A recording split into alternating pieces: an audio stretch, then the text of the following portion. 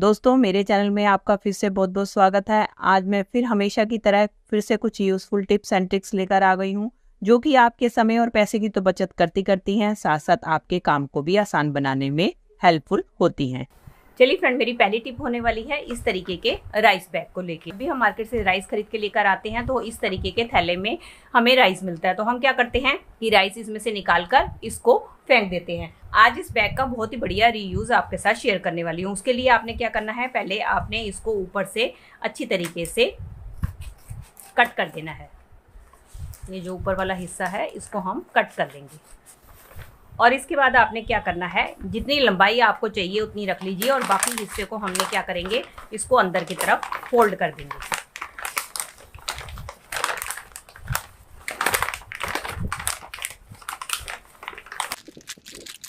ये देख सकते हैं मैंने इसको इतना फोल्ड कर दिया।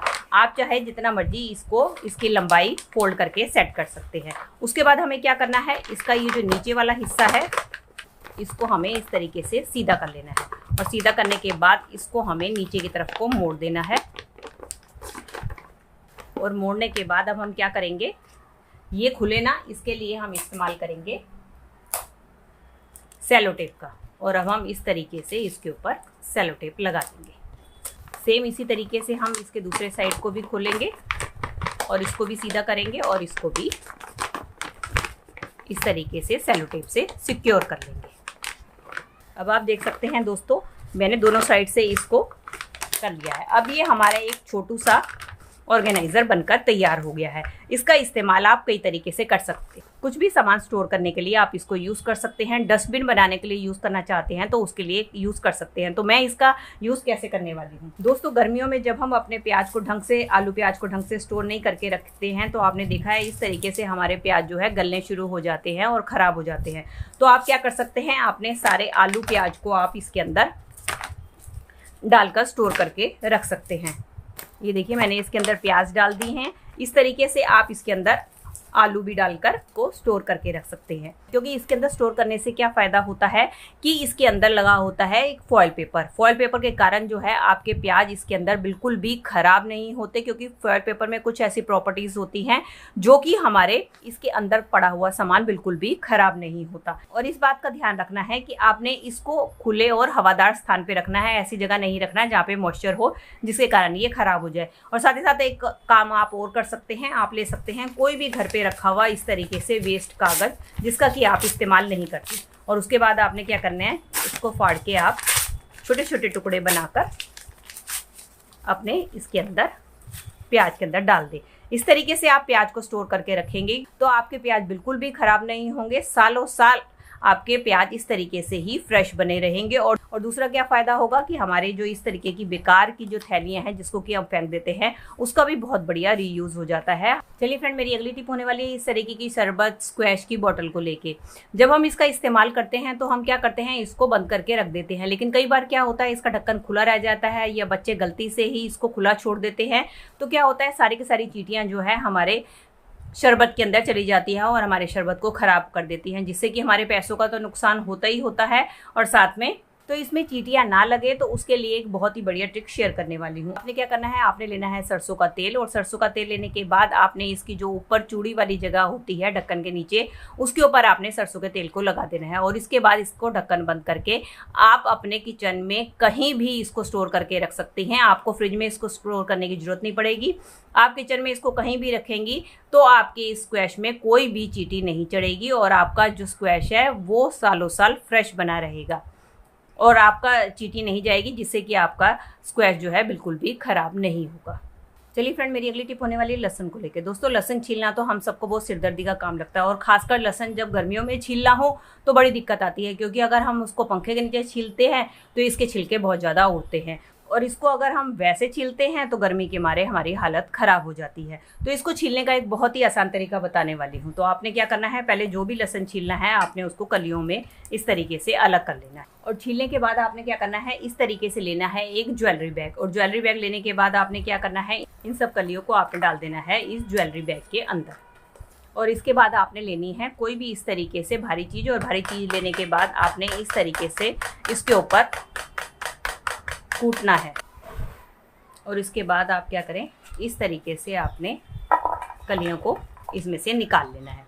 जैसे ही आप निकालेंगे तो आप देखेंगे कि जो इसका छिलका है बहुत ही आसानी से इसमें से निकालेंगे। तो इससे क्या फ़ायदा होगा कि आपके लहसुन जो है बहुत ज़्यादा सॉफ्ट हो जाएंगे और जब आप इसको निकालेंगे तो ये बहुत ही आसानी से निकल आएंगे। ये देखिए, कूटने से आपके लहसुन काफ़ी सॉफ्ट हो जाते हैं और छिलकों को वो छोड़ देते हैं, जिसके कारण आप बड़ी आसानी से अपने लहसुन को छीलकर तैयार कर सकते हैं। इस तरीके से आप एक ज्वेलरी बैग की मदद से ढेरों लहसुन छीलकर तैयार कर सकते हैं। चलिए फ्रेंड, मेरी अगली टिप होने वाली है अम्बियों को लेके। दोस्तों अक्सर क्या होता है, हम अम्बिया जो है, चलिए फ्रेंड बढ़ते हैं अगली टिप की तरफ।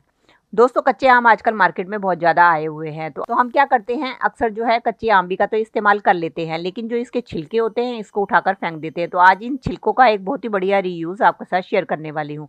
उसके लिए आप क्या करें, आम्बियों को पहले आप छील लें और इसके छिलकों को अब हम क्या करेंगे, इनके छिलकों को धूप में या पंखे की मदद से भी इसको सुखा सकते हैं। ये देख सकते हैं दोस्तों, हमारे ये आम के छिलके अच्छी तरीके से सूख चुके हैं। अब हम क्या करेंगे, हमने लेना है इस तरीके से एक मिक्सिंग जार और इसके अंदर हम डाल के इसका एक पाउडर बना लेंगे। ये देख सकते हैं दोस्तों, इसको मैंने पीस लिया है। अब मैंने इसको एक कटोरी में निकाल लिया है। चलिए दोस्तों, इस पाउडर को मैंने पीस लिया है और इस कटोरी में निकाल लिया है। अब हमें लेना है 1 चम्मच के करीब नमक, वो हम इसके अंदर ऐड कर देंगे और इसको अच्छी तरीके से मिला लेंगे।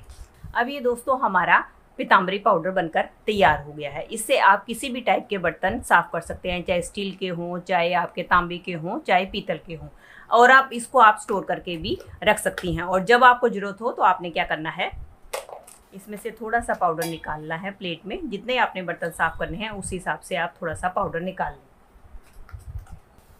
चलिए, अब ये मैंने पाउडर थोड़ा सा निकाल लिया है। अब मेरे पास ये लोटा पड़ा था। अब आप देख ही सकते हैं कि मेरा लोटा तांबे का है और कितनी बुरी तरीके से ये ख़राब हो चुका है, कितना गंदा हो चुका है। चलिए अब मैं इसको साफ़ करके दिखाती हूँ। उसके लिए आपने क्या करना है, कोई भी इस तरीके के गीला स्पॉन्ज ले लेना है और स्पॉन्ज लेने के बाद आपने क्या करना है, इस पाउडर को थोड़ा सा इस तरीके से स्पॉन्ज पे लगाना है और आपने बर्तन के ऊपर धीरे धीरे इसको घिसना है। अब आप देखेंगे जैसे जैसे आप इसको बर्तन के ऊपर घिसते जाएंगे तो ये अपना बिल्कुल जो है क्लीन होता चला जाएगा। अब आप देख ही रहे हैं जैसे जैसे मैं घिसती जा रही हूँ और ये थोड़ा थोड़ा सा मेरा बर्तन जो है साफ होता चला जा रहा है। इस तरीके से थोड़ी देर छोड़ेंगे और उसके बाद घिसेंगे तो आप देखेंगे, मैंने तो इसको छोड़ा भी नहीं है, मैं इसको लगातार आपको लगा के साफ करती हुई दिखा रही हूँ और फ़र्क आपके सामने ही है कि मेरा ये बर्तन कैसा था और ये अब कैसा हो गया है। इस तरीके से आप ये पीताम्बरी पाउडर बना सकते हैं। इसके अंदर हमारा कोई भी खर्चा नहीं आता, फ्री में बेकार के छिलके आम के जिनको कि हम उठाकर फेंक देते हैं डस्टबिन में, उससे हम अपने काम की चीज़ बनाकर उससे हम इस तरीके से अपना क्लीनिंग पाउडर बनाकर अपने पैसों की तो बचत कर ही सकते हैं और अपने साथ में टाइम की भी बचत कर सकते हैं। अब आप फ़र्क देख ही सकते हैं, ये ऊपर वाला लोटा है जैसे जो मेरे पहला था, जो गंदा लोटा था, और ये जो है आपके सामने मैंने साफ़ करके दिखाया है। अगर आपका ज़्यादा गंदा बर्तन है, इससे आपका साफ़ नहीं हो पा रहा है, तो आप इस तरीके के लोहे के जूने का भी इस्तेमाल कर सकती हैं। उससे आप इसको रगड़ेंगी तो ये और भी बहुत ही आसानी से साफ़ हो जाएगा। ये देख सकते हैं, मैंने ऊपर वाला पोर्शन छोड़ दिया ताकि मैं आपको दिखा सकूं कि ऊपर वाला कितना गंदा था और नीचे मेरा कितना साफ़ हो चुका है। अब मैं इसको आपको साफ़ पानी से भी वॉश करके दिखाती हूँ कि एकदम ये कैसे क्लीन हुआ है। ये देख सकती हैं दोस्तों, मैंने इसको वॉश कर ली है। अब आपके फ़र्क आपके सामने ही हैं। ये जो लोटा है जो पहले गंदा था, ऊपर से आप देख ही पा रहे हैं कितना गंदा है, और ये जो मैंने नीचे से आपको साफ़ करके दिखाया है, पीछे और नीचे से, ये देखिए। और इसको अंदर से कैसे साफ़ करना है वो भी आप मुझे कमेंट करके बताइए, तो मैं आपको बताऊंगी कि आप इसको अंदर से भी कैसे क्लीन कर सकते हैं। तो दोस्तों ये थी मेरी वीडियो, आई होप आपके लिए यूज़फुल रही होगी। अगर दोस्तों इसमें से कोई भी टिप आपके लिए हेल्पफुल रही है तो इसे लाइक, शेयर और कमेंट कीजिएगा, और इसी तरीके की और भी यूज़फुल वीडियोस देखने के लिए बेल आइकन के साथ मेरे चैनल को भी सब्सक्राइब कर लीजिएगा। मिलती हूँ नेक्स्ट वीडियो के साथ। Till then take care and bye bye.